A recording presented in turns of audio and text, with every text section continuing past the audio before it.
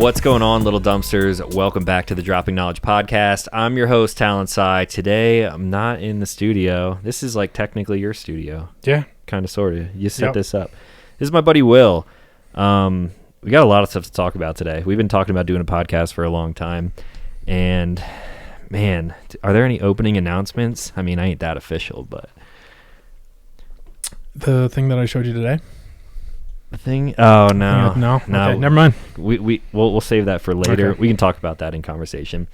So, this might be awkward for those of you watching on video. We're holding microphones, but this is like the DK pod on the road. I'm going to be doing this for the next couple of weeks, like visiting friends and stuff like that. I like that it's mobile.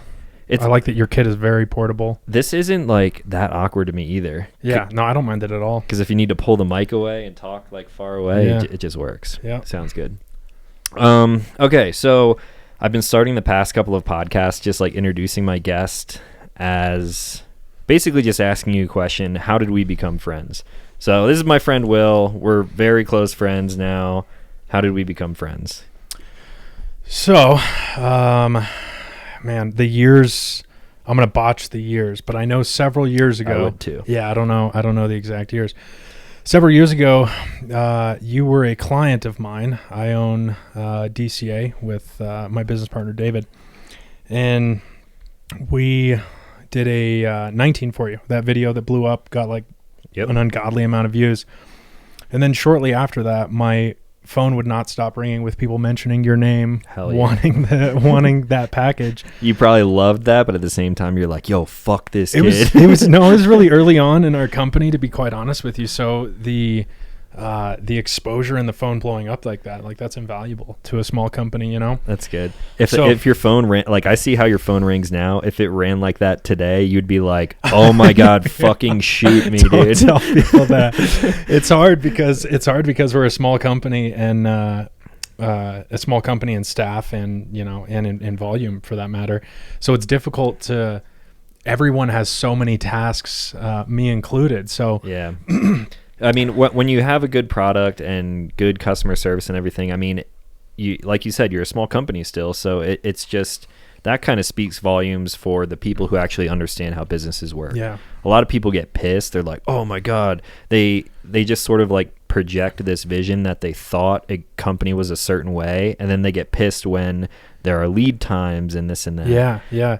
I've always tried to portray our company as bigger than it was from a sense of just wanting people to trust us with their guns. I feel like that's served us well with the law enforcement contracts and things that we have now. Yeah.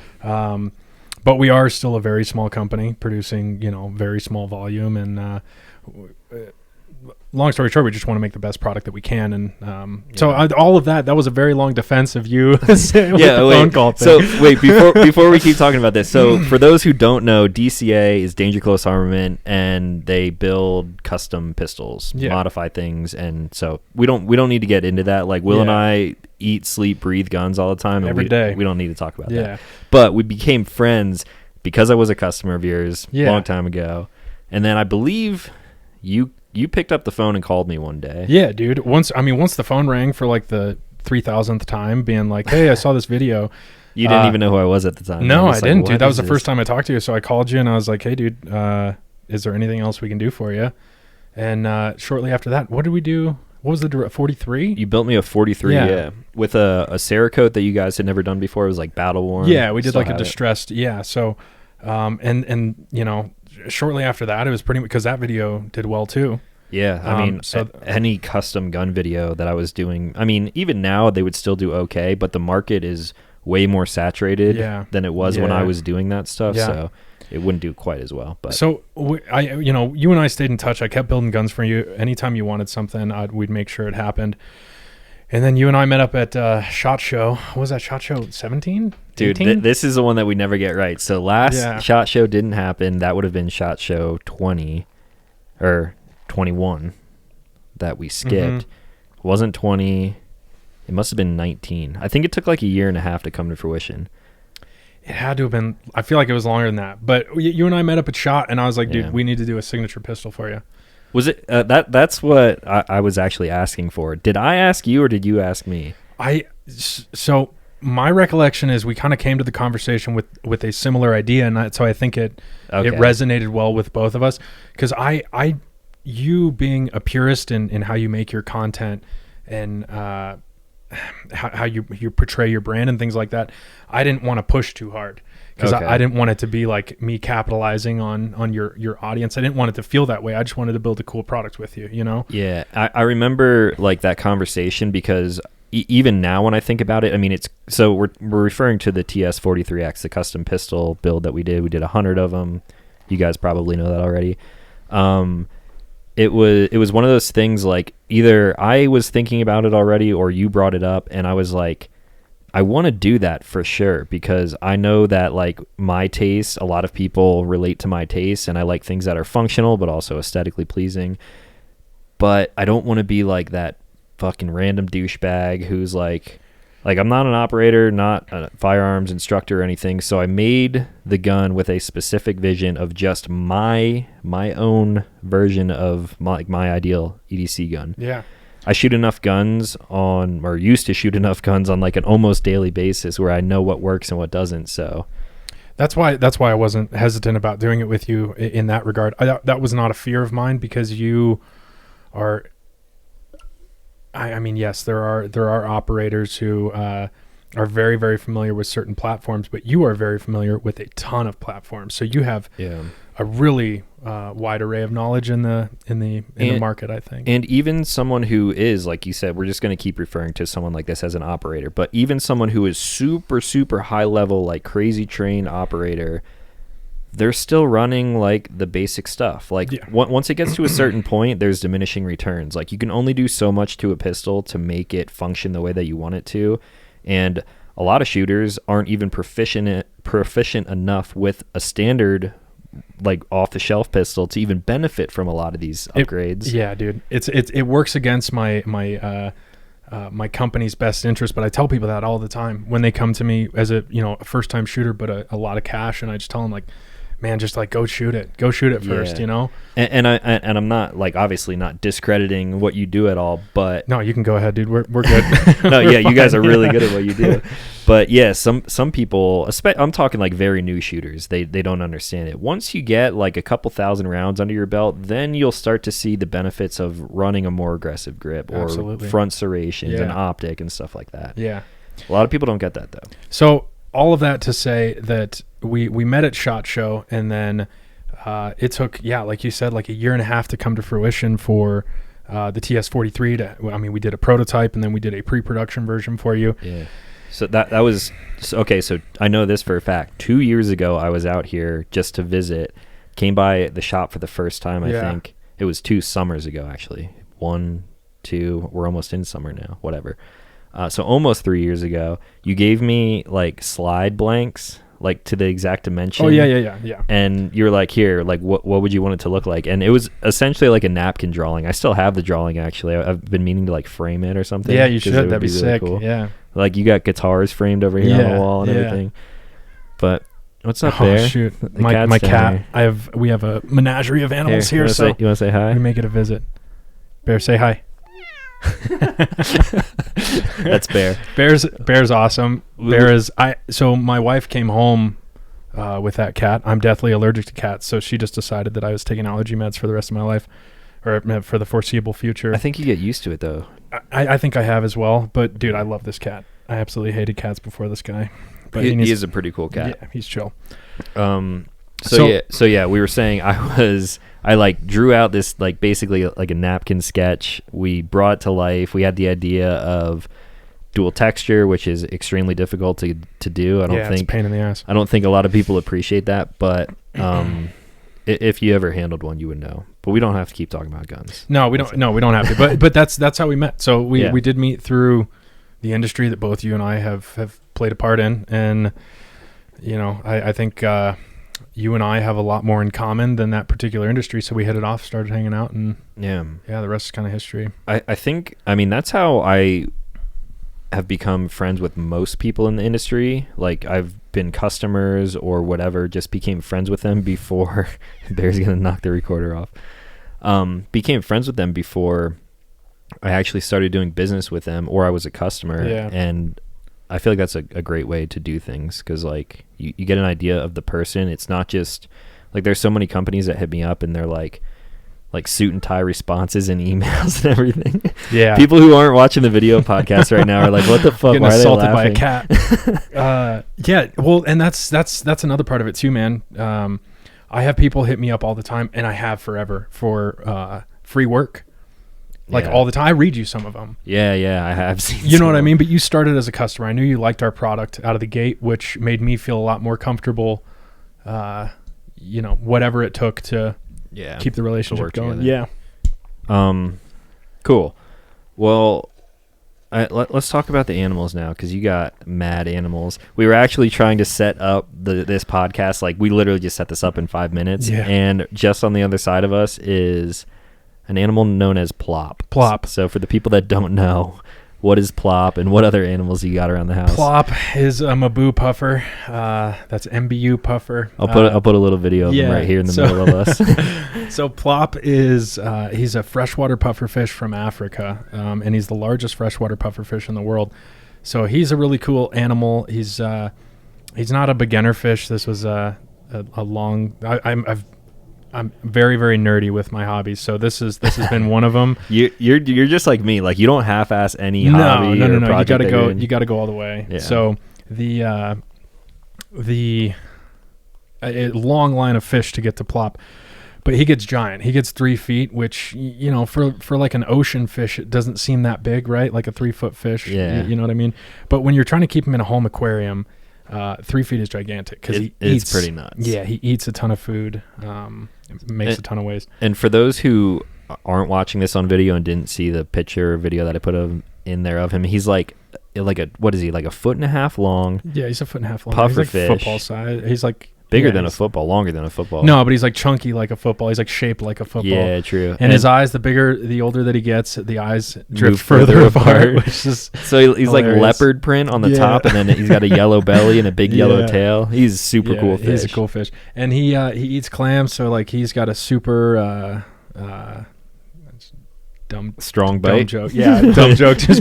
But so he bites right through the clams. That's like crunches through the shells. Yeah, it's really cool. I remember the first time I saw him eating and heard it. Like, you can hear it through the acrylic of the tank and under the water. Yeah. It sounds really cool. So I also have a koi pond, and those guys are a pain in the ass. They're scared of everything, so they're not super fun right now. You know how many? I mean, of course you know how many you have. Are there 8? There's 6. So there's 5 adults, 1 adolescent, and 1 baby. And the adolescent and the baby were born in the pond last spring. Why is the adolescent bigger than Champion? No idea. The little fish. I think he's a runt, dude. Oh, I just remembered. I have all these dumb fucking questions about. Perfect. Yeah, we'll get into those. This podcast might be longer than an hour, so you guys are welcome if you like listening to this shit. All right, so you got kois. Yeah, and then like a boa constrictor. Not to get back to the firearms industry, but people offer me shit all the time for guns.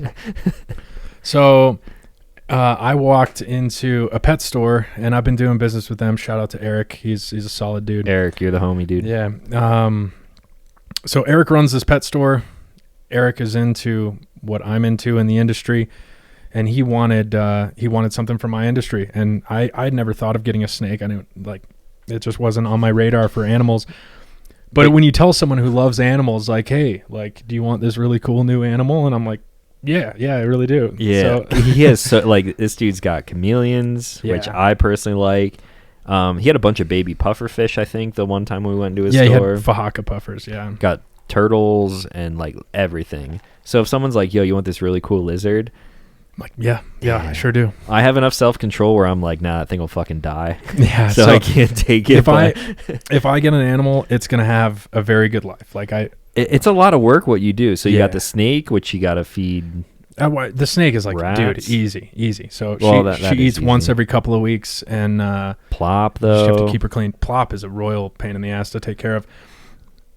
I don't want to nerd out on your people. They don't want to hear the nerd stuff. But he's a pain in the ass to take care of. Yeah. We also have a dart frog, cat, dog. Domple. Cat. Yeah. And a dog. Maya. So I think we're capped out on animals. I really do want a bird. Like, I want a parrot or dude, that would be cool. Toucan or something cool like that. It's like, that would kind of complete the whole zoo. It's such a fish, commitment. Yeah. You got an amphibian. You got dog, cat, snake. What else is there? Reptiles. You need. I wouldn't hate you guys getting a chinchilla. Chinchilla. I had 2 chinchillas. To give you an idea of my childhood, they were named Doobie and Zigzag. Good childhood. Good childhood. I used to partake in a certain activity and then just sit there and just laugh at them for hours because they're whimsical, the mythical little softest creatures things in the world too.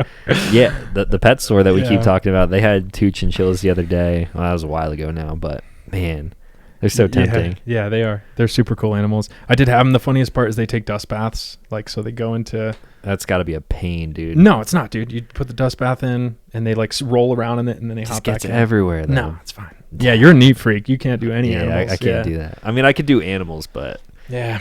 Man, I'd love a chinch. That'd be cool. I knew you were going to bring up the animals on this for sure. We had to. Bear made a guest appearance. Yeah, he did. So... Yeah. So... I think we're capped out for animals right now. I'm not ready to commit to anything else. Yeah. And, Courtney and I are building a van. Yeah, do you want to get into that right now, too? I guess, man. I'm pretty bitter about today's events, man. but yeah. So, you and Courtney are building a van. You and your wife, Courtney, and I went camping last summer now. Yeah. Down in, like, southern Colorado, and... We don't jump up there, cat. We went camping, and that was the first time where you like saw me using the van and like camping in the van and stuff. And you guys caught the bug. You're like, damn, that would be cool. Yeah, dude, I was in a rooftop tent. I had to climb a ladder. Yeah, so drunk. Before we get into the van stuff, you and Courtney went on a honeymoon. And how did you do that? We did 3 weeks in a rooftop tent. So I had a James Baroud. Get out of here, bud. I had a James Baroud Evasion. I think they call it the Evasion Evo. And I had that on top of Pro 4X Xterra that I had lifted and everything. So it's a pretty capable rig. Yeah. But it really is. And I understand liking that style of rig, but it really is a no frills way of sleeping. Like you're climbing up your ladder.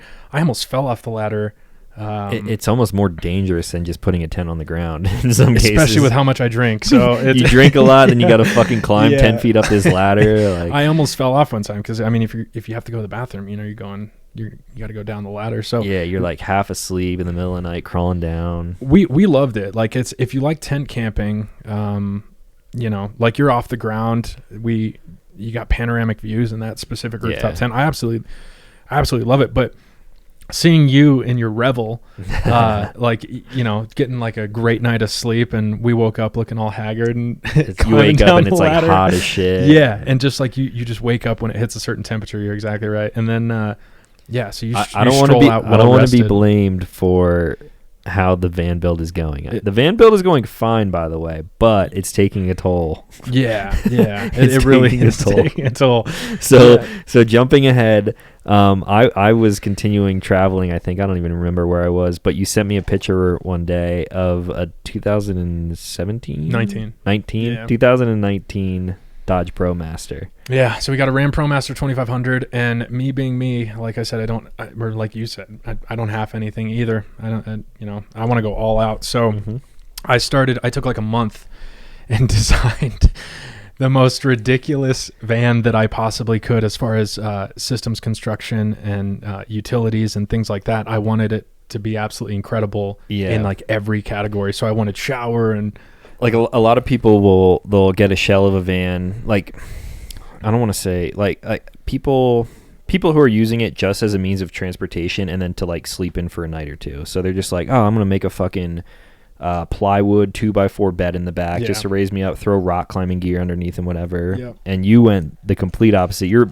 essentially building a 20-foot studio apartment inside a van, heating, plumbing, electrical, gas struts for your bed, linear actuator for my bed now. Sorry, linear actuators for the bed. And the problem is that I own a couple CNC machines as well, and I know what I can make on those, and I know what I can engineer, and that's kind of how my brain works. So very quickly it became way too complicated. It's at the point now where like you got everything in there already. It's taken a while to get to the point that you guys are at. Yeah. But there's no turning back now. No. Like you haven't cut any corners, and you're at a point now where like no corners have been cut, and you can't cut anymore to get to the finish. I know. You just can't I do set it. myself up for, like, because we've been working on it for like 8 months now, which, I still, I obviously am full-time running Danger Close Armament. I'm the CEO of Danger Close Armament. Then I have my wife's wedding photography business that I shoot video for those. And that's another reason why the van is a good idea. Yeah, that's at least what I told my wife why we were getting it. So It's for your business. It's for your business. Like, yeah. Yeah. So, and then on top of that, like any spare time that I have building the van. So, I mean, it's like, dude, it's an absolute nightmare. It's like 8 months of zero free time. And, Well, you guys have been hitting it hard recently because you started, it was, I guess it was before wintertime? Or was I think fall? we got it in September. Yeah. September. Yeah. So, I mean, you're struggling with like bad weather and it just being cold outside. You can't always pull it into a garage to work on and everything. So, I mean, you've been working on it a lot over the past couple of weeks now. Yeah. Yep. We're doing it though. It's, I'm hoping it can be done within, It'll be done this summer for sure. Oh, for sure. Well, if it's not, I'm going to set it on fire. But yeah. This month, we're recording now in June. So, Yeah. it'll be done this month. Yeah, hopefully it's done this month. But I guess the moral of the story is if you are going to build one on your own, have realistic goals for the systems that you want to place. Like his has a hydronic system, which, Winnebago engineered to work seamlessly into every other system. And me as one guy, I'm like, yeah, I could engineer all that. And sure enough, I have a hydronic system now, but holy hell, was that a nightmare. Yeah, not an easy thing to install. Yeah. And so like I have been here like helping here and there, like just helping cut things and bouncing ideas off of each other. Will's done like a majority of it, and Courtney. But just seeing that, dude, I would never build a van. Yeah, this will be the first and last one I ever build. I can guarantee you that, man. I would, if I like, say a company approached me and they're like, hey, we want to give you this Sprinter van and we want you to use these products and build a van. In that case, like if time really isn't an issue and budget really isn't an issue, then I would do it. I could see myself building like a full-blown, like really bare bones Sprinter van, like out of 80/20 everything, just like a really high lifted bed that I could fit a mountain bike underneath, and then like a Dometic 12 volt and maybe like a hand or a foot pump sink or something like that. Yeah, I mean that would be amazing with just that like vinyl, like what are those like dot vinyl flooring, you know what I'm talking about? Oh yeah, like the rubberized, like the non-slip flooring. People like put that shit all over the walls and everything. And it looks like super simple and clean. Just get like really nice white lights. Like I would probably do that, but you're building a fucking goddamn house. So actually, and here's the problem with me. While you were saying that, I was like, you know what I should do? I should get a 4x4 Sprinter and do it bare bones so that I have like a very capable off-road machine in the meantime until the while I'm building the ProMaster. No. Yeah, you're the type of person who would do that. Yeah, 100%. Definitely 100%, man. I like specific tools for specific jobs, but the van build has been an absolute nightmare. I think, dude, that point right there that you just made, you like specific tools for specific jobs. I think that's a downfall for people like us because we have so many hobbies, and like I've been mountain biking for the past year now, and I'm like, I have a bike, I have another bike, which I got to tell you guys a story about. We'll get into that. But like, I'm like, oh, I want a bike that'll do this. I want a bike that'll do that. I want an enduro. I want a fucking dirt jump bike. And dude, that goes across the board. When you're into camera shit, I see all the camera shit that you guys have. Yeah, like, I want a lens for this specific thing. A lens for that specific thing. Dude, like one size fits all for almost anything is terrible. So if you can, there's no jack of all trades. There's something that'll do something okay across the board, but and in certain situations that's great, right? Like, so for the weddings for camera gear, for instance, my 24-70 2.8, like that's a good versatile lens that I can count on to get most of the shots. But there's like, if I can extract 20 or 30% more quality out of something with a different tool, I'm going to choose that different tool every time. You know? There's a threshold though where it's just like, I can't justify that. 100%. But and dude, if I was just like a millionaire though, you'd have everything. My hobbies like would be tenfold, dude. I would have like This camera, I would just leave here, set up here. If I ever come back here and film a podcast, it's just set up already, just ready to go.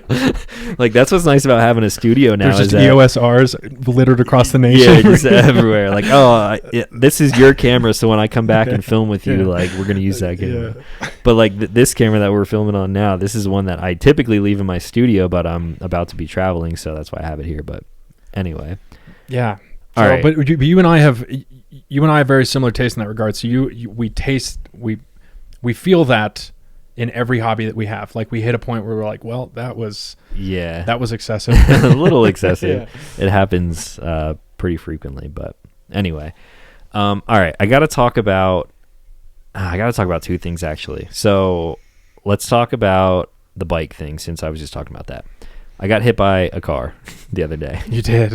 It was not great. That happened, yeah. I mentioned this in a electric skateboard video that I posted on my channel recently. So I bought a used mountain bike from my friend Mike, and I was riding it from here to a bike shop. And I was just cruising on the sidewalk, and I don't even, like... I get hit by a car. Like, I don't even really need to explain the whole situation, but the mountain bike was really expensive. Luckily, I was okay, but this dude fucked up the bike, like, hardcore. I got a ride back here, actually, from a random stranger on the street, and I just walked up to your garage. Bike was mangled. Holding a fucked up bike. Yeah. So I was coming across an intersection in the crosswalk. A guy in a white Jeep Cherokee, I think it was turning right into 2-lane traffic. He didn't have time to pull out. I saw him, and I realized that maybe he might pull out in front of me, but maybe he'll see me at the same time. So luckily I slowed down. Didn't slow down enough that I could come to a complete stop on a dime, and I was about to go in front of him. He was making the right turn out of there, just full on stomped on the gas to try to beat a car that was coming, and I couldn't stop. He smashed over the front carbon fiber wheel of the bike, completely smashed it in half, and luckily I know how to fall from all the extreme sports and shit that I do, so I like braced off of his front quarter panel and like pushed myself back so he didn't run over me. Both of his fucking tires ran over the bike. Like, the dude was completely... Both of his tires ran over the bike. Completely oblivious. And you saw the guy too, so... Oh my God, he wasn't like... I don't know if there's anything wrong with him, but he like didn't seem all there. No, there's something wrong with him, dude. There might have been. Yeah. So my legs, my leg was, it's actually not that scraped up, but I got a huge bruise. He's got a huge bruise like right here. Yeah, right there, dude. Yeah, it feels great. We were at the gym this morning. I was like, yo, check this out. And Will was like, what the fuck? It's the kind of bruise that... Dude, it's like yellow. It's gross. I don't get like queasy over stuff, but that's the type of bruise that I'm just like, oh, dude, that's a gnarly bruise. Doesn't look good. So I'm laying on the ground in the middle of the fucking street, and this guy stops in the 2-lane road, and he gets out, and he's just like, he's in more of a shock than I was. I was so... You're pissed. I was pissed, but I was so like down already because my channel got pulled from the partner program that I was just like, haha, sick, dude. Another thing. I'm straight up not having a good time right now. Like, it's funny. It's funny. It's so funny, dude. Get fired from my job and then get hit by a fucking car. It's funny because you did come back to the house and you were so like that's admirable that you, even if it's sarcastically in good spirits. Yeah, 100% sarcastically in good spirits. But you still managed to I Yeah, because you came back to the house and you're like, and you have like an extreme acceptance, which I do not have, dude. I like rage and dwell on stuff. So you had extreme acceptance, and you were over it and like you went to the bike store immediately, got a quote on the fix, and you'll have your bike back soon. Yeah, the guy paid me for the damages and everything. Yeah. But yeah, I was laying on the ground and the dude was way more shocked than I was. Like I was saying, like I was just like accepting it at this point, and I just look at him laying on the ground, bike's all fucked up, and I'm like mangled in with the bike, and I just turn to him, I go, dude, what the fuck? like asking it like a question, like, hey, what the fuck are you doing? Like, whatever, it doesn't matter. So I get hit by a car, and that's the fucking story on that. Yeah. That was insane. I thought you were kidding until I saw the bike, because like you walked up and you're like, I just got hit by a car, and I'm like, and I was like kind of laughing. I was like, yeah, because I didn't know how to say it. Like, oh, dude, I just got hit by a car. I was just like, He just rolled up in I didn't even know you left to go on a bike ride, and then you just like roll up in this random Dodge 2500 or Ram 2500. Shout out to that guy. Yeah, just dropping me off. A guy watched me get hit, and then he was in a truck, and he stopped. He's like, "Yo, are you good?" I'm like, "I think so." He's like, "You need a ride somewhere?" I'm like, "Yeah." He's like, "I'm gonna drop my kids off at baseball practice. I'm gonna come pick you up." I was like, "Cool." So he took me back. I mean, if you could have just done a wheelie all the way back, but it's whatever. Yeah, it's whatever. All right. So the other thing I have to talk about is like fucking new shit. YouTube channel. So all of these podcasts have been coming out. I mean, I filmed a bunch like early on, all the last episodes that you guys have seen, because I was so stoked on the new setup and I had my friends around. I'm like, whatever, we're just going to record podcasts. I'm filming now, man, what has it been? Like 4 days or something like that? Might even be longer than that. My YouTube channel, main channel, Talonsai, has been remonetized. It's been put back in the partner program, I should say. I tried filming a video about the whole situation and like the fix that I came up with, but I didn't like the way that it turned out. I don't want to talk about it too much because there are some sensitive things in the situation. I will say though, if there are other creators out there who have the issue of being deplatformed, demonetized, and I'm not talking just videos, like if you're being copyright stricken and pulled from the partner program wrongfully, hit me up, let me know. I'm happy to fill you guys in. But basically what happened was I reached out to 2 personal friends of mine who I've met through years of networking. They are with specific, I don't want to call them networks, but they're like media groups who have direct contacts at YouTube. YouTube is so big that they can't work with all the top or they can work with just the top creators. Like maybe they might have like 2,000 people or something like that. Yeah, that's still a lot. It's still a lot. But they can't work with just any old Joe Schmo. Like in the grand scheme of things, my channel is still small. So I had to reach out to a network who manages a bunch of different people who they're basically in like the partner program of their own. Like I don't know if they like buy in or how it works, but they get a direct YouTube contact. I reached out to 2 of my friends who have those contacts. Their contact happened to be the same exact guy, and we got it fixed. So thank you to everyone who was like on board with the new channel and stuff, which the new channel I plan on posting there eventually, but things are back to normal on the main channel, hopefully. And yeah, that's it. Yeah, it's scary, dude. Like, cause I don't know if let me try to phrase this properly, but okay. a specific platform that you depend on for several aspects of your business, right? Yeah. And before you continue on, a lot of people think it's the money thing. Again, I'm going to continue to say it. It's not the money thing. The money that I make from YouTube is a small portion of what it is, but being deplatformed in a sense, it cuts ties to all of my reach elsewhere, and that's why I was so mad about it. I'm still mad about the lack of communication from YouTube because I didn't get to talk to someone, but yeah, it is what it is now. When I explain like to my grandfather, for instance, because when we went camping, and I was in the rooftop tent, and you were in the van. Went to visit your grandfather. Yeah, when I was trying to explain, because he lives down in Southern Colorado. He's a cool dude. Yeah, we should get him on the podcast. Yeah, dude, he's got stories for sure. So I was trying to explain to him what you like, how you make your money and what you do for a living. And my easiest way to convey that to him was like, you're kind of in marketing, right? So yeah, video production, marketing, and media, I guess. But in the grand scheme of things, like you not only market yourself, you marketed yourself to a point to have an audience to market other people's products to their benefit and to yours, right? Yeah. So if it is scary, well, like me putting myself in your shoes, it's really scary to consider a platform that doesn't necessarily align with your principles and morals, right, to be in control of your fate. So I'm really happy that panned out for you. Yeah. But immediately I was like, the second that happened to you, I told you just like diversify and keep trucking, dude. And I mean, that's what I did the first time too. Like I diversified by removing everything that I thought that they were mad about and creating another channel. Now I got a bunch of channels. Hopefully we can fucking monetize the podcast. Hopefully you guys enjoy this, by the way, but hopefully we can monetize this, and it's just like another thing. Like, this is something that I fucking love doing. Like, I could sit here and talk with people all the time, I'm not even an extroverted person, but that's besides the point.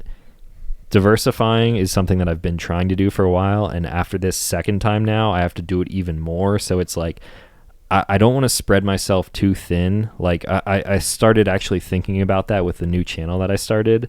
I'm like, I don't want to put just adventure stuff on that channel and not put it on my main channel, but I have to diversify if it happens again. But I mean, the main channel, I called the series Stuff and Things because I do so many different stuff and things and traveling and product reviews and whatever. So maybe I'll just keep the new channel for like really exciting projects, maybe like short form, not short movies, but like so that's actually what I wanted him to do. Go to Alaska. But like once a month making, because he really is good at capturing stories and then putting them in video projects. I've seen him do it. He's actually helped me with some of my video projects, so that's what I would love to watch out of your content. And maybe the second side channel, if I had my way, you would make those 30-minute videos more cinematic and super and cinematic and telling a story of whatever you're doing, and you know, the normal channel do what you're doing. But I love that idea, and I mean we talked about doing that actually this summer before COVID and everything was a thing. We were talking about going to Alaska. We were like, yo, let's get White Claw as a sponsor. I'm glad they're not though, because this fucking iced tea peach, no good. Nah, it sucks, dude. It tastes like ass.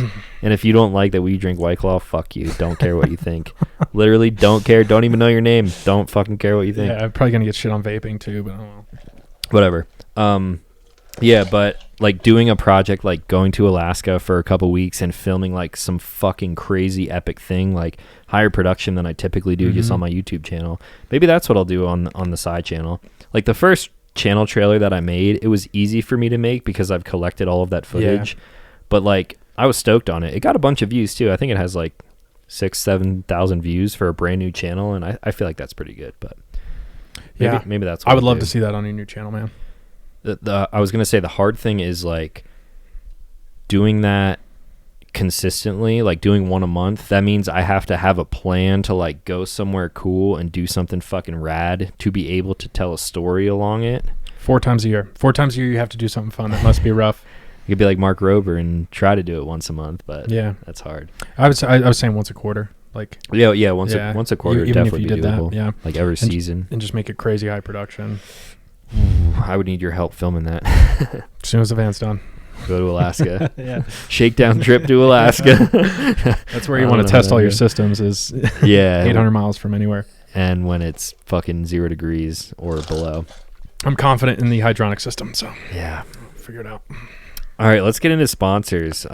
Sponsors who are not officially sponsors, but they're kind of sponsors because we want sponsors on the show. So sponsors. First one is drinkhoist.com. I don't even have any hoist with me right now, but because we're drinking alcohol right now, I probably should have brought some. Didn't even fucking think about that. Way to go. Damn it.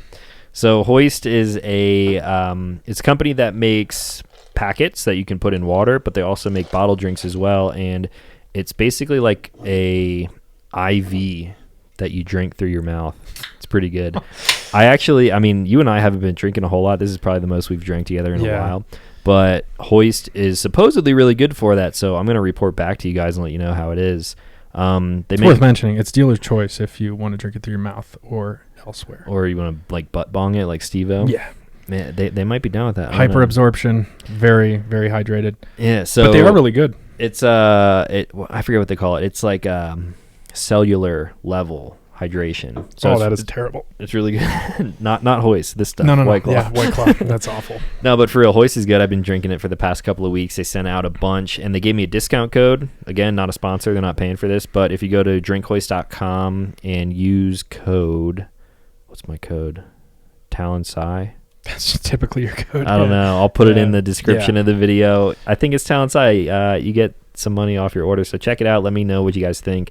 I'm going to be probably drinking a lot over the next couple of weeks because I'm going to visit a bunch of friends, so I'm definitely going to be putting it to good use, and you will see me drinking it in some future videos. Next sponsor, this is going to be a long sponsor spot. Not paying for this again, not real sponsors, could be real sponsors, but Will and I decided to be healthy like Oh, here we go. Yeah. All right. Now you're excited. Hold up. So same as last week, we're this. talking about MyFitFoods. Are we though? Do you want to? Yeah. Do you want me to take this? No. Here, I'll be kind. I promise I'll be kind. Let me talk about them first. Go ahead. Because you're salty. Go ahead. I'll just chill over here. So MyFitFoods is a meal company. If you live in Portland, Oregon, Denver, Colorado, or Houston, Texas, they're also expanding to other areas soon. But if you guys are in any of those cities, which is probably like a small percentage of the people watching this, but if you are, check out MyFitFoods. It's a meal prep company. You walk in, they got a bunch of coolers for breakfast, lunch, dinner, and snacks. You can go through, pick out a full day of meal prep foods, throw it in the microwave, heat it up. I was always skeptical with things like this because you'd think like, it's going to fucking taste like dick. Like you heated it up in a plastic container. Got this. I got this. You finish this up. And they're actually really good. So we've been eating them for the past month now, actually. I've lost like 10 fucking pounds, which is crazy. I've never ate healthy. I never was like concerned with how I looked, but I feel good, and the food is actually surprisingly pretty good. So, what's yeah. So okay. You took like a minute on that, so I'm gonna take a minute. Okay. Okay. Yeah. Go for it.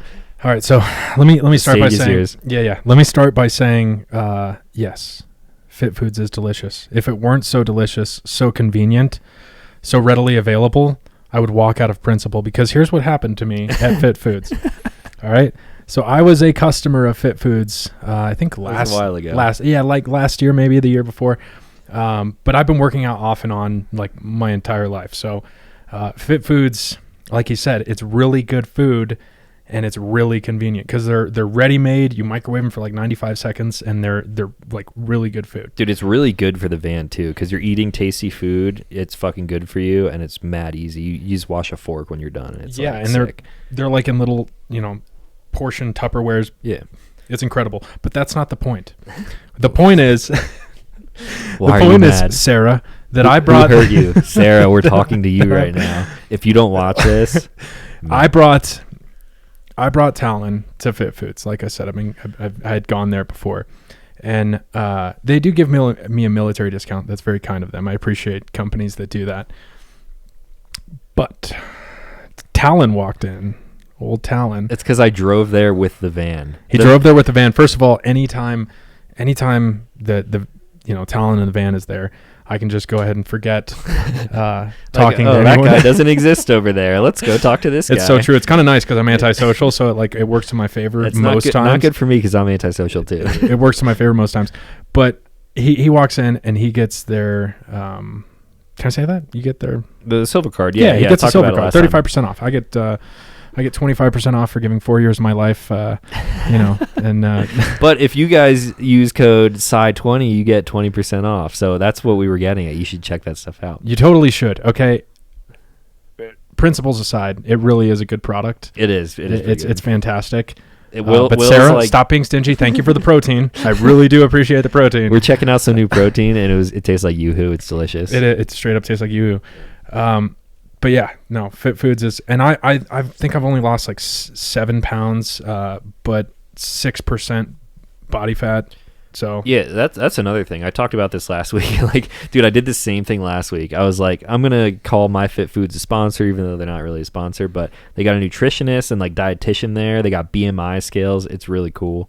If you guys do check it out, again, if you're in Portland, Denver or Houston area, they're coming to more cities too, but check them out. And everyone there is awesome too. Like the service there is great every time I go in. Yeah, dude, I've met like almost their entire staff now, because every time I go, I park my van like right up at the front door, and everyone's like, "Oh, dude, that's sick. What is that?" Yeah. I like show them all the van, and they shove me out of the way on the way to you. Like, oh, what is that? Pro Master with a bunch of wood hanging from the walls on the inside. What is that piece of shit? You moved that plumbing van? That thing ain't even done yet. What are you delivering? Fucking Amazon? Get out of here, bitch. Thanks. Yeah. Thanks, you got to put the big smile on the side of your van. Just wrap it like an Amazon van when you're done. I actually think it was an Amazon van. But Sarah, please hook it up. Okay. All right. Sarah, we appreciate you. Yeah. All right. So I was writing down what I'm calling high thoughts, don't smoke weed, don't do drugs, but I had a really high thought the other day, like, who the fuck would think about this dumbass question? I wrote a bunch of questions down that I wanted to ask you. Let me see if I can even fucking find them on my phone. Goddamn, where are we here? DK Pod, there we are. Oh, I got more stuff that we could talk about too. All right. Damn, I didn't even write this one down, but I remember it. So we were talking about your koi fish. You got Champion upstairs. Champion's a little baby. Little baby's like maybe 2-3 inches long or something like that. And he's in like a 5-gallon tank. 10 gallon. 10 gallon. That's 10 gallons? Yeah, it's 10 that's gallon. a lot. So a little square thing sitting on your countertop upstairs. Dude, this was at like 7:30 in the morning, and I was just like delirious. But I was thinking, where do you think a fish, or even plop, if you have a fish in a tank in your home, where do you think the fish would go, and what do you think they would do if they could just like fucking float? If they could just like float out of here? Like if he could swim like that, but like everywhere. Okay, so would he be like following you around the house? 100% laying plop, in bed at night? 100% plop would be following me around the house asking for clams. 100%. Asking for clams. The rest of the fish are pretty dumb. But Champion's a baby koi, and like anytime he didn't like humans before, but now that he sees you every day, like I feel like when you walk in there, he's like, oh, he's like begging for that dude's food. giving me food. Fuck yeah. Yeah, but like he forgets that you fed him 2 seconds ago, and he'll like swim away, and then be like, oh shit, he's here. I'm gonna ask for food again. So in your house, when Plop is full and Champion is full, where do you think they would chill? So first of all, Plop is never full, but I think that motherfucker would eat everything. Yeah, man. Like would they be like basement dwellers, like hiding cold, dark places? Dude, Plop does not hide. He's the king where he's from. He's like top of the food chain. He'd lay up by the door like the cat does. He's basking in the sun. Yeah, hell yeah. Nice. I don't know where he'd go. This is. I don't think he'd want to be near me if he was out of the tank, to be honest with you. Okay. Yeah. So that was an extremely high thought that I had. I'm like, I think he would. I don't know. Yeah, I'm getting contact high off that question. Contact high. Oh man. Damn. All right. So you just committed a murder, and 100% you. Speculation. And you hypothetical is the word we're looking for. Speculating. He might not have. I don't know. I've been watching like a lot of fucking criminal psychology things on YouTube lately. It's been where they keep popping up. All right, so you've been convicted of a murder. You're on death row. Dude comes in. He's like, all right, what you want to eat? On death row? Last meal. You can have whatever you want. Unreal. Anything.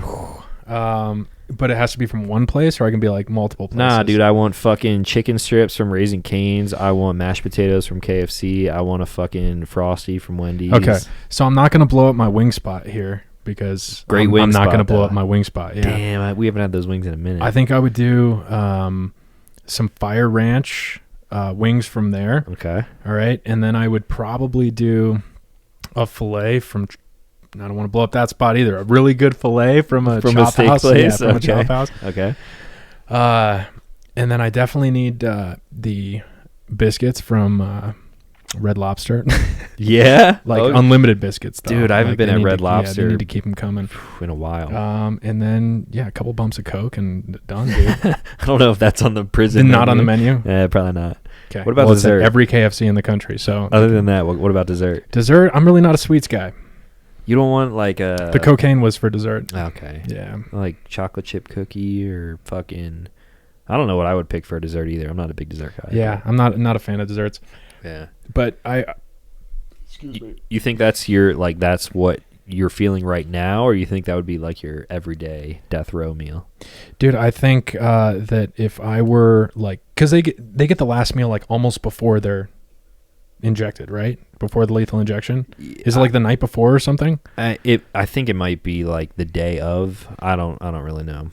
Yeah. Then it was either a website or something, or like just like a blog article where it showed like famous serial killers and shit like that, and then it paired them with their death row meal. And dude, it was super fucking interesting. Like some people would get like a sprinkled donut One dude would just have like a can of Pepsi. Some people would have like fucking full-blown meals with like fried chicken and like all sorts of shit. So that's what I was getting at, because if I was going to die the next day and you like, because that's a weird, it's weird to know you're going to die the next day. Most people go through life and then die. Like, I don't think I would be hungry. Exactly. So that's my point. Like, yeah, if me thinking right now, like, but like it's just like, what are you hungry for right now? Basically, in the moment, yeah. So we're gonna go hit the wing spot after this, but yeah, dude. Yeah, you should fucking call the order and but before they close. yeah, I don't think that I'd be very hungry if I had a scheduled death in like 12 hours. That's true. That's why lobster became a thing. They like lobsters used to be looked at as like just fucking gross sea crustaceans, and they would feed them to prisoners on like Alcatraz and shit. Lucky. Yeah, right. You see that now. We still gotta go to that fucking seafood place too. But prisons are they have a lot of butter too. So I mean, like lobster's like the perfect. They have a lot of butter in prison. Yeah, it gets shipped by the pallet. Yeah. That's how you wouldn't know. That's how you get the fat content in. I don't know. I've never been to prison. Never been to prison either. Yeah. I don't know how I'd fare in prison, because like I'm not a confrontational person, but at the same time, like if it got to a point where someone was just trying to like fuck with you, I feel like I would do something. But yeah, I'm not like fucking big and jacked, and I'm not big and jacked, but like I'm quick. I'm aggressive. Yeah, so I'm like aggressive to a fault and refuse to back down from anything to a fault, and that's I've had my ass kicked for that exact philosophy. But I would angsty teen will. Yeah, exactly. I would probably die within the first couple of weeks. Yeah. Well, that's not good. You just get fucking stabbed, prison shank. Yeah, but better to end it quick if it's a long sentence. All right, if you're in prison, what would you make a shank out of? Because options are pretty limited. Also, though, actually answer this first, and then I got to add on to that. I am extremely resourceful, but I don't know what is available to me. Like, there's the standard. That's what I was gonna get into. Like, you can get a toothbrush and fucking sharpen it on the wall or whatever. But I'm also a machinist, so I could probably like make a lathe and like whittle down one of my bed legs into a spear, like an actual like pike, and then I could joust down the hall. So speaking of things that are accessible in prison, I've seen so many fucking posts on like Instagram and TikTok recently of motherfuckers in jail, like making TikToks, like doing the fucking renegade in their jail cell and shit like that. The future is now. Like, how are you getting a cell phone into prison, dude? That's if Orange is the Black is any indication, then I haven't seen it. Cell phone is, or the prison is full of cell phones. I saw this one video. This dude was like, he had like open bars on his window, which I thought was kind of weird. I thought it was all just like acrylic and whatever. I guess it depends on where the fuck you're at. But he had this like fucking slingshot thing, and he would shoot this like grappling hook out of his window.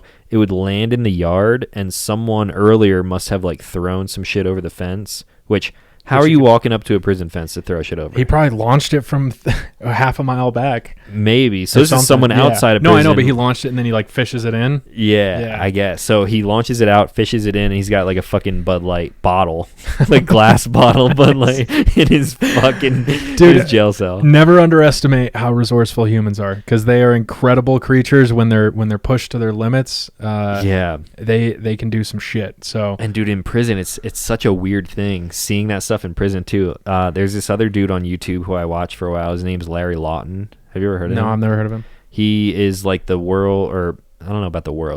country's largest jewel thief. He stole a bunch of jewels like a while ago.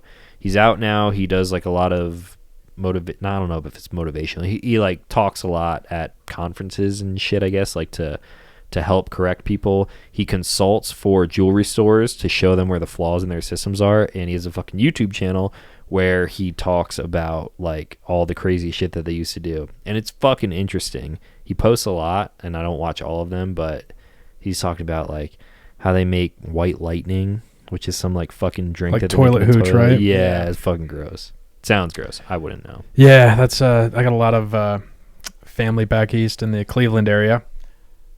And they drink long lineage of people going to prison. Yeah. Okay.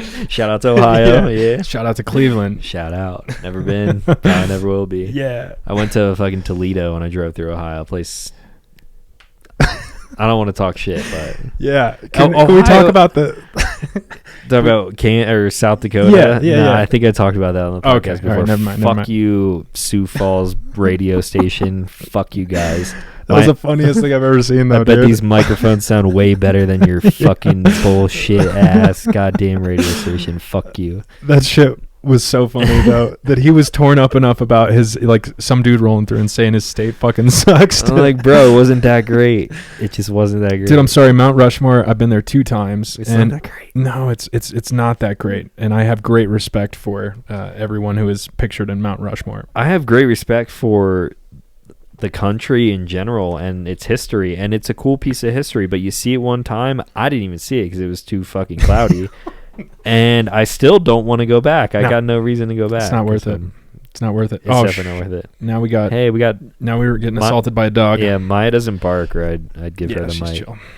All right, I got like a bunch of random shit written down, but one other thing that we can talk about, because this is probably gonna like last the rest of the podcast.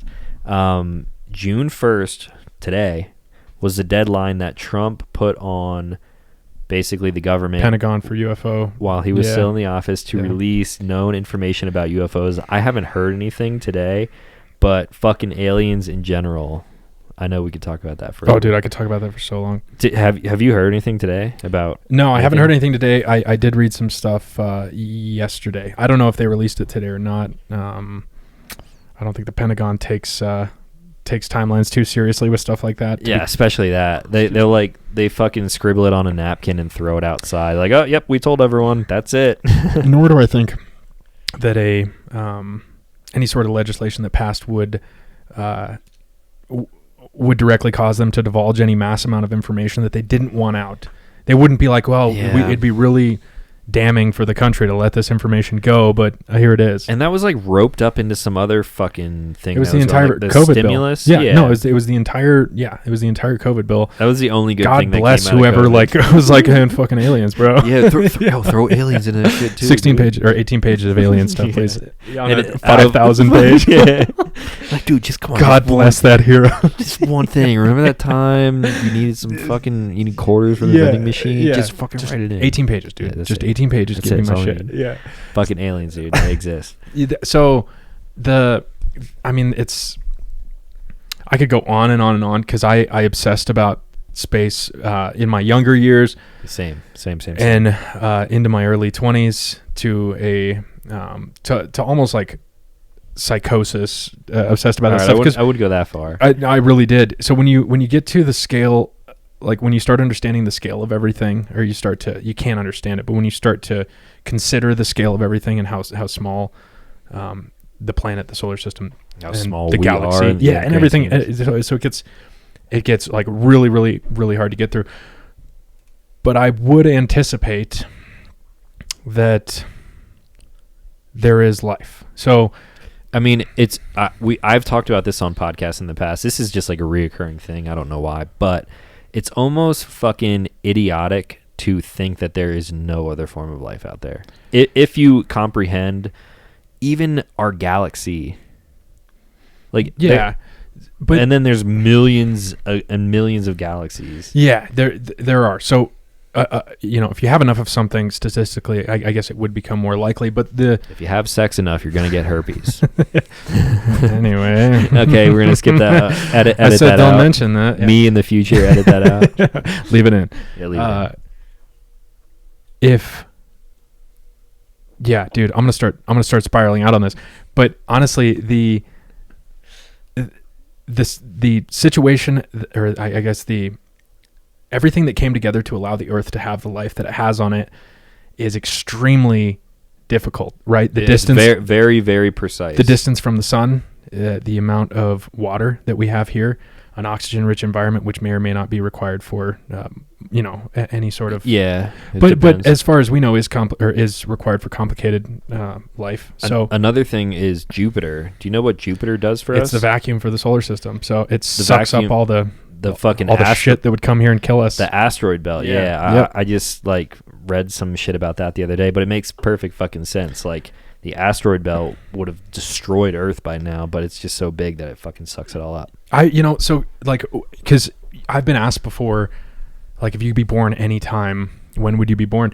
Part of me would want to go back to see like all the music that I love now, like the 60s and the 70s music. Dude, literally just had this conversation on the last podcast. Oh, did with you? one of my best friends great. from school. It's just recycled shit. No, it's fine. So what year specifically would you want to be born, or like year range? Okay, if I was to be born,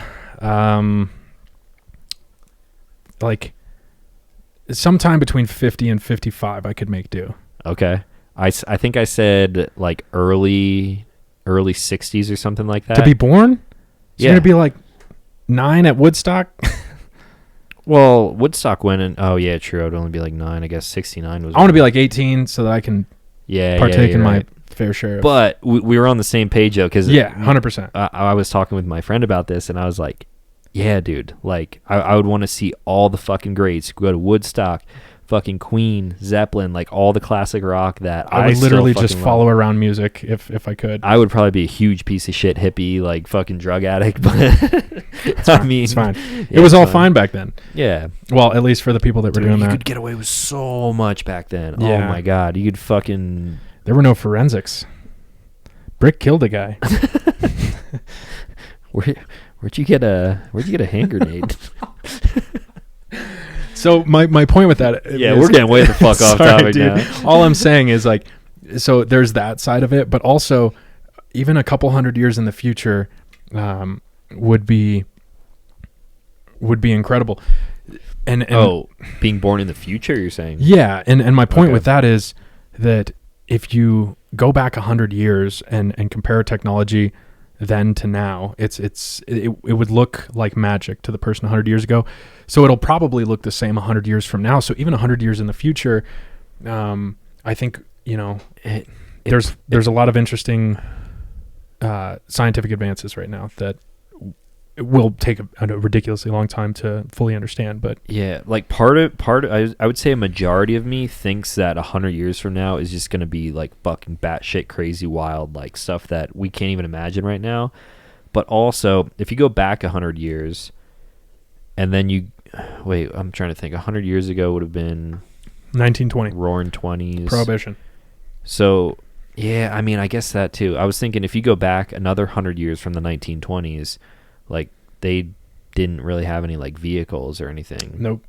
So I guess that's pretty fucking wild to go from walking everywhere to only going 7 miles an hour as fast as you can run. Dude, technology makes technology. So the further it advances, the faster it can advance, right? Because now, I mean, Yeah, I mean microchips and computers and fucking all that shit. and so. getting back to aliens, transistors, where the shit did that technology come from? Transistors, we don't know. Capacitors, yeah. From the UFO Someone will have an that answer for crashed that. in Roswell that they've been sweeping under the rug. For They the past 100% couple years. exist, though. What kind? Do you think there's like humanoid type aliens? I would, Like appendages or like something that resembles like something that looks familiar to us, whether it's like a fish or an animal. I'm a lot more comfortable with like the physics and things like that of out there than I am with the biology. I know it's a direct reflection of their environment that formed them, just like it is for humans. Yeah. So maybe humanoid, maybe not. I would say there's 100% life out there somewhere. Like, I mean, they've been seeing signs of life on Mars, which is just the closest fucking sustainable planet that we can even get to. And that's like so small on the statistics scale. Like there's so many other places that we could go to and see that. So I think there's some kind of life, whether it's like fucking mushrooms or like little like Freaking hippie. anything like, well, It's like, maybe there's mushrooms, fucking bro. mushroom. Mushroom is like the largest living organism in the world. On the I West thought it was like an Coast. aspen grove. It's Wasn't it? It's, I think it's in the aspen grove. It's like what the fuck is it called? Like honey. I don't know. I thought the It largest. attacks the aspen trees, I think. Oh, okay. Gotcha. But it lives in the soil. Okay. Anyway, I think there's like some other type of biological life out there. But if you believe in that and you think of like how big everything is, it's almost dumb to think like that there aren't. There's got to be some other kind of like animals out there or something. I mean, I think microbial life, very basic life, would be That's the easiest almost thing to almost believe. incredibly common within the universe, right? Yeah. Like it wouldn't be overly difficult to find. But like I said, the the conditions which allowed life to form in the complex way that it did on planet Earth is like so much stuff had to go right. So much stuff. You want to go one step deeper? I don't know. If there are other beings, anything, any kind of anything in a different dimension. Okay, so yes, I do want to go one step deeper. Those, and specifically the UFO that was sighted that looked like it looked like triangle? a balloon. No, not the triangle, the balloon. The unfortunate part with not knowing what exactly those are is that you can't rule out a higher dimension. You can't, yeah. You Which can't- sounds, I Yeah, know. I hate even saying we that. sound fucking insane. I know. I hate even saying that, but you can't. But rule, it's you can't rule out, interesting. It's interesting. You can't rule out a higher dimension, and if there's, I forget the person that did this like thought exercise, but we wouldn't be able to fully grasp a fourth dimensional being, just as a two-dimensional being wouldn't be able to fully grasp what we are. So there's no way of knowing. Yeah, it's hard to grasp even the concept of the fourth dimension, probably the easiest outside of the ones that we can understand. And then anything past that is just like, what the fuck are we even talking about? If you're at this still point? here after this, first of Yeah. all, I fucking love you. And second of all, comment below, because this is my shit. Like, I absolutely, like, I obsessed over this type of stuff for the longest time. Completely off topic, but I did learn what do you think the speed of gravity is? I learned this recently. The speed of gravity.